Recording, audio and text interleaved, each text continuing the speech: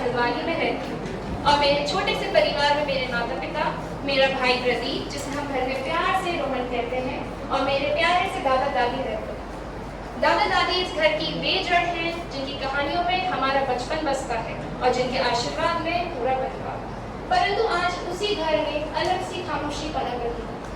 पिताजी दादा दादी से परेशान रहने लगे। उन्हें लगता है कि अब उनकी जगह इस घर में नहीं और वे उन्हें वृद्धाश्रम भेजना चाहते हैं। तो आइए देखिए इस कहानी को, जहाँ लड़ाई है समय और संस्कारों की, जहाँ एक तरफ है आधुनिकता की दौड़ तेज तो दूसरी ओर रिश्तों की ये अनमोल सेज।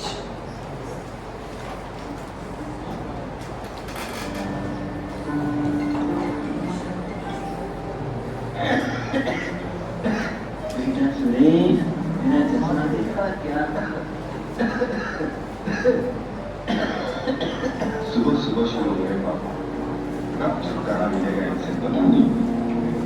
बेटा, मेरे को चश्मा कहीं नहीं मिल रहा है, तू ही ढूंढ के दे दे ना।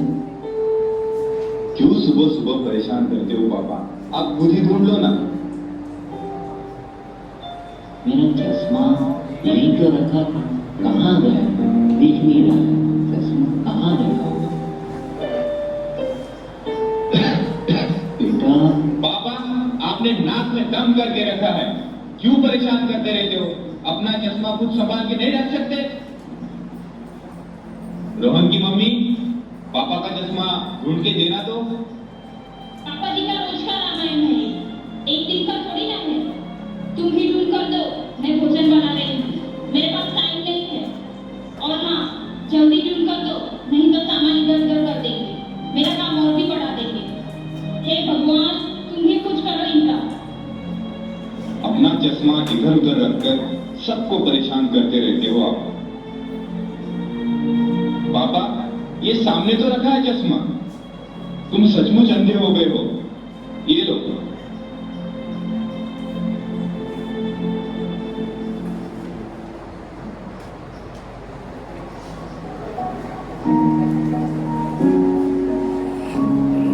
पापा पापा, ये गणित मुझे नहीं आ रहा है, आप कर दो ना पापा। बेटा, तू खुद ही कर ले, तू खुद करेगा तो ही सीखेगा, है ना? चल तू प्रयास कर, चल। हाँ पापा।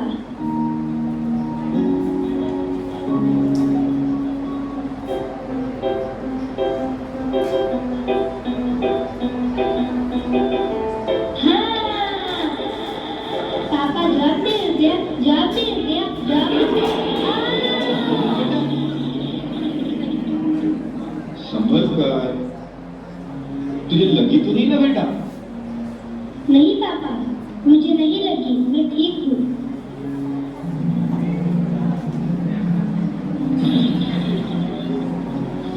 और कैसे हो यार, सब खैरियत तो है ना? हाँ यार, कट रही है जिंदगी जैसे तैसे। जैसे तैसे मतलब? पापा, आप काटना बंद करोगे प्लीज? क्या बताऊं यार, ऑफिस में बॉस का टेंशन और घर में ये पापा ने परेशान करके रखा है। दिन भर बस खांसते रहते हैं। इनकी छोटी सी चीजों का ख्याल हमें रखना पड़ता है। अरे लेकिन तूने अभी तक इस मुसीबत को घर पे पाल कर क्यों रखा है? मतलब?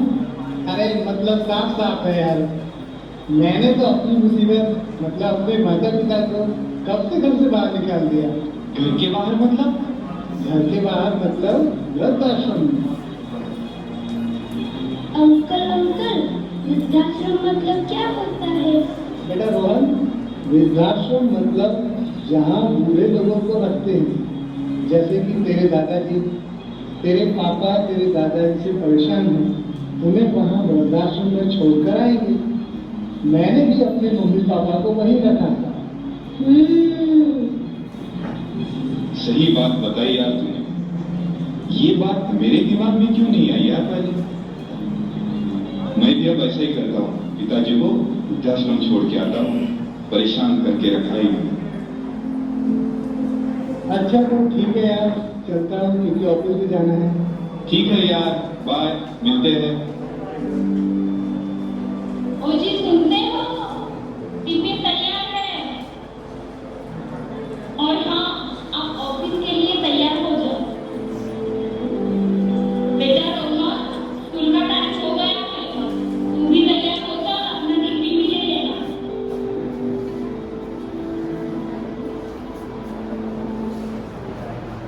रोहन की मम्मी, मेरा चश्मा कहाँ है?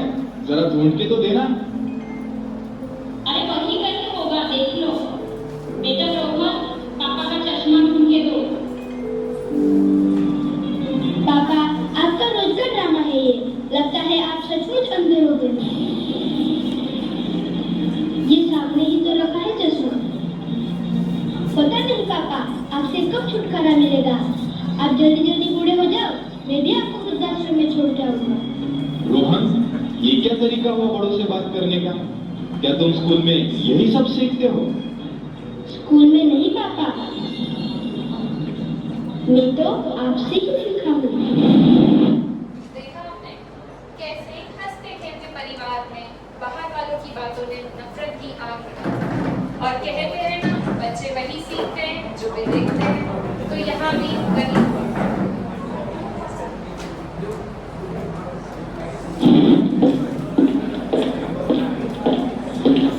मम्मी, मैं बिजनेस के काम से बाहर जा रहा हूँ। आप एक हफ्ते के लिए यहाँ रह जाओ। एक हफ्ते में आ जाएगा ना तू?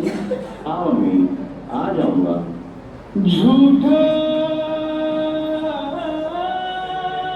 जगरैन बसेरा, साचा दर्द मेरा। मृग तृष्णा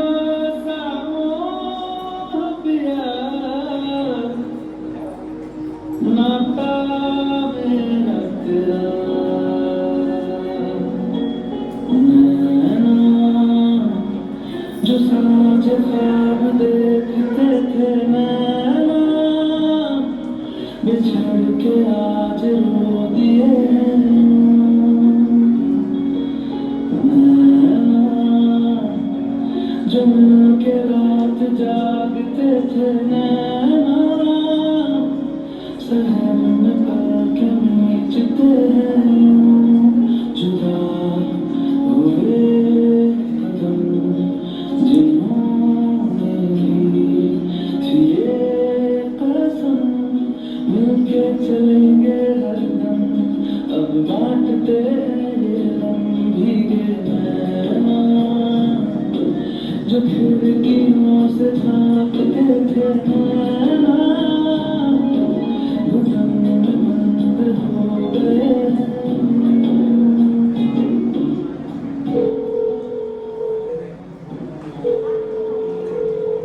हेलो बेटा, 2 हफ्ते हो गए, तू कब आएगा? मम्मी, मैं थोड़ा काम में फंसा हूँ, कुछ दिन में लेने आ जाऊंगा। ठीक है बेटा। अरे नम्रता जी, आप बेकरार ही आज सजाए बैठे हैं। यहाँ लोग छोड़ जाने के बाद वापस लेने नहीं आते। नहीं नहीं, मेरा बेटा ऐसा नहीं है।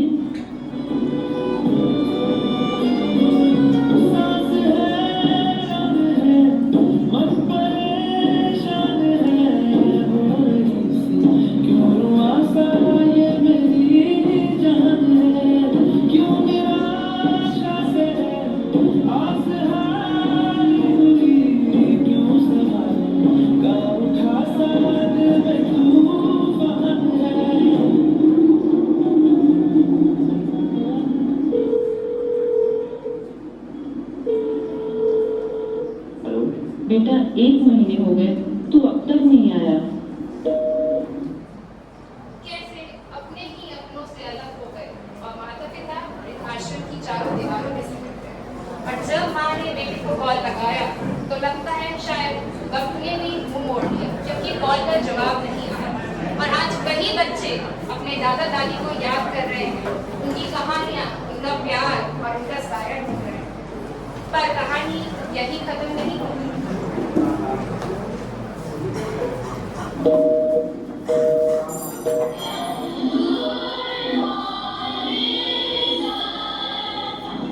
Good morning, students. Now take your seats. प्यारे विद्यार्थियों, कल मैंने आपको टेक्स्ट याद करने को बोला था, जिसका शीर्षक था मेरे प्यारे दादा दादी या मेरे प्यारे नाना नानी। आप सबने अपने ग्रैंड पेरेंट्स के बारे में एक लेख लिखना है। यह लेख 150 से 200 शब्द का होना चाहिए।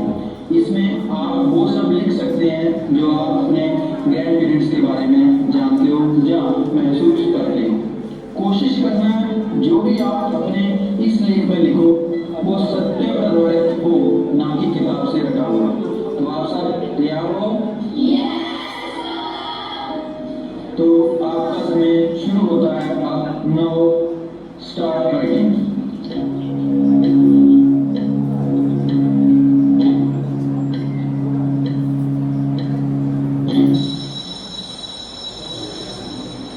Stop writing, time is over.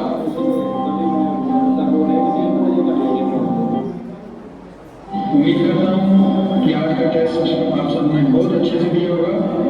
इसका परिणाम मैं आपको कल बताऊंगा।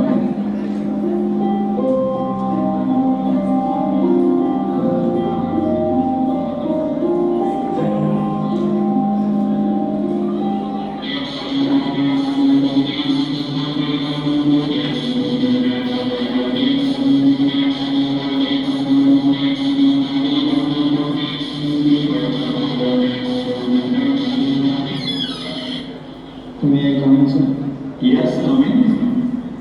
सर मुझे आपसे एक जरूरी बात करना है। बोलिए मिस्टर राकेश, क्या बात है? आप बहुत टेंशन में लग रहे हो। सर बात ही कुछ ऐसी। Tell me what's the matter? Sir मैंने आज 7th क्लास के बच्चों का एक टेस्ट लिया था। ओके। इस टेस्ट का टॉपिक था मेरे प्यारे दादा दादी जान आने।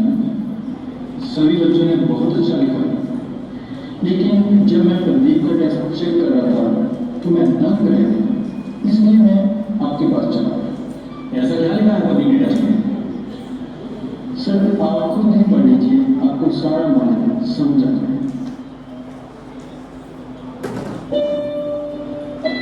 मेरे प्यारे दादा दादी, मेरा नाम प्रदीप है और मैं 7वीं कक्षा का विद्यार्थी हूँ। मैं अपने दादा दादी से बहुत प्यार करता हूँ और वो भी मुझे बहुत प्यार करते हैं। मेरी दादी मुझे राजा रानियों और परियों की कहानियाँ सुनाती हैं और मेरे दादाजी मुझे पापा के बचपन की शरारतों के बारे में बताते हैं। वो कहते हैं कि मेरे पापा बचपन में बिल्कुल मेरे जैसे हुआ करते थे, नटखट और शरारती। जब मेरे पापा छोटे हुआ करते थे तो मेरे दादाजी उन्हें कंधे पे बिठाकर मेला दिखाने ले जाया करते थे। जब कभी खेलते खेलते मेरे पापा गिर जाते तो रोने लगते, तभी मेरे दादा उनको गोद में उठाकर प्यार करते और वो चुप हो जाया करते थे। लेकिन आज जब मेरे दादाजी को मेरे पापा के सहारे की जरूरत है तो वो अपनी जिम्मेदारियों और फर्ज से पीछे हट रहे हैं। मेरी माँ अक्सर मेरे दादा दादी को कोसती रहती हैं और कहती हैं कि जब ये बूढ़ा और बूढ़ी मर जाएंगे तब मुझे चैन मिल जाएगा। मेरी माँ ना तो मेरे दादा दादी को समय पर खाना देती है और ना दवा दारू। मैं पिछले 1 साल से अपने दादा दादी के कमरे में नहीं गया क्योंकि मेरा उनके पास जाना और बात करना मेरे मम्मी पापा को पसंद नहीं है। मेरे पापा कहते हैं कि मेरे दादा दादी पुराने जमाने के हैं और उनकी सोच भी पुरानी है। यदि मैं उनसे बात करूँगा या उनके साथ रहूँगा तो मेरी सोच भी पुराने जमाने की या उनके साथ रहूँगा तो मेरी सोच भी पुराने जमाने की हो जाएगी और मैं कभी जिंदगी में आगे नहीं बढ़ पाऊंगा। मैं अपने दादा दादी के साथ रहना चाहता हूँ और उनको बहुत मिस करता हूँ। आई लव यू दादा दादी। प्रदीप कक्षा 7।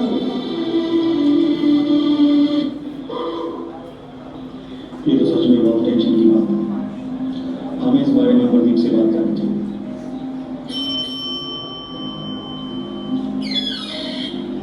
Yes sir. अजय बेटा 7th क्लास में से प्रदीप को बुला कर आओ। Yes sir.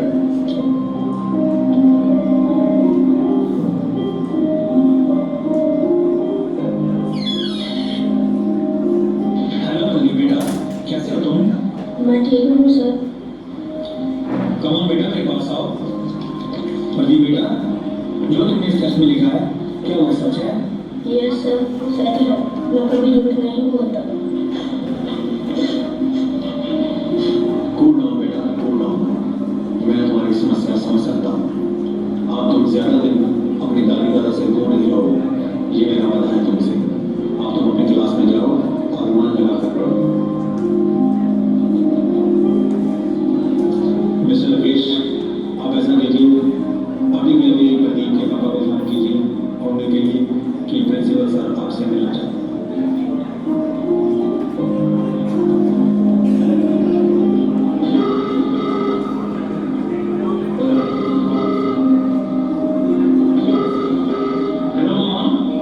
हेलो सर, क्या आप प्रदीप के पापा बात कर रहे हैं? जी हाँ, आप कौन? जी मैं प्रदीप का क्लास टीचर बोल रहा हूँ। प्रिंसिपल सर आपसे मिलना चाहते हैं। आज आपको स्कूल में क्या सर कोई चिंता की बात है? जी नहीं, बस आप स्कूल आ जाइए। ठीक है सर, मैं छुट्टी होने से पहले मैं स्कूल पहुंच जाऊँ। Okay, thank you sir for your cooperation.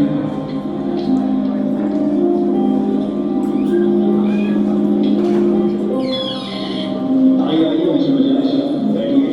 नमस्कार सर। कहिए क्या बात है सर, आपने हमें बुलाया है? आपसे कोई जरूरी बात करनी थी। बच्चों का टेस्ट कंडक्ट किया था जिसमें उन्होंने अपने गैर पेट्स के बारे में लिखा है, लेकिन आपके बेटे प्रदीप ने जो लिखा उसने मुझे अंदर तक जोड़ दिया। इसलिए मैंने फोन करके आपको यहाँ बुलाया मिस्टर बजाज, आप खुद ही पढ़िए।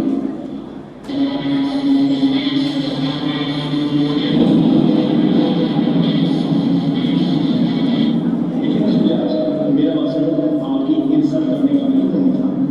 आपका बेटा बहुत ही होशियार और समझदार विद्यार्थी है।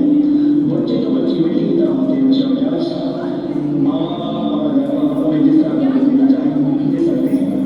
बच्चे का दिमाग कंप्यूटर की हार्डवेयर की मदद होता है। जिस तरह का डाटा और बातें हम उसमें सेव करते जाएंगे वह उसी प्रकार के डाटा के साथ उभर जाएगा। आप अपने बच्चे के दिमाग में उसके दादा दादी के बारे में जो सोच विकसित कर रहे हो वह ताव और उसके साथ रहेगा। कल तो वो पढ़ लिख जाएगा, उसकी शादी होगी और उसके बच्चे भी होंगे। अगर कल तो वो अपने बच्चों को आपसे दूर रहने का कहेगा तो आपको कैसा महसूस होगा मिस्टर बजाज? बस कीजिए सर, बस कीजिए। मुझे अपनी गलती का एहसास हो गया है। जाने जाने क्या मुझसे और मेरी बीवी से बहुत बड़ा पाप हुआ है सर, मुझे माफ कर दीजिए सर। चुप कर जाइए मिस्टर बजाज। अगर सुबह का बुरा हुआ शाम को खबर आए तो उसे बुरा नहीं कहते। अगर आपको माफी मांगनी ही है तो मुझसे नहीं अपने माँ बाप से मांगिए जिनका आपने बहुत दिल दिखाया मिस्टर बजाज। आपने बिल्कुल ठीक कहा सर, मैं अपने माँ और बाप का बहुत बड़ा गुनाह करा और अपने बेटे पर नींद कर दी। मैं आपसे वादा करता हूँ कि आज के बाद मैं प्रदीप को उसके दादा दादी से मिलने और बात करने से कभी मना नहीं करूँगा सर। ये हो गया मिस्टर बजाज, चलिए आप भी घर चलते हैं। प्रदीप एक छोटा सा बच्चा पर दिल का बहुत बड़ा। उसने अपनी मन की भावना को निबंध के द्वारा पन्नों पर उतार दिया और जब शिक्षक ने उन पन्नों को पढ़ा तो केवल निबंध ही नहीं बल्कि एक दिल को भी समझा। उन्होंने एक सच्चे नागरिक का कर्तव्य निभाया और एक पिता को उनकी गलती का एहसास कराया। भटकते हुए कदमों को फिर से राह दिखाई और टूटे हुए रिश्तों को फिर से राह दिखाई। और फिर वो पल आया जिसका हम सबको बेसब्री से इंतजार था।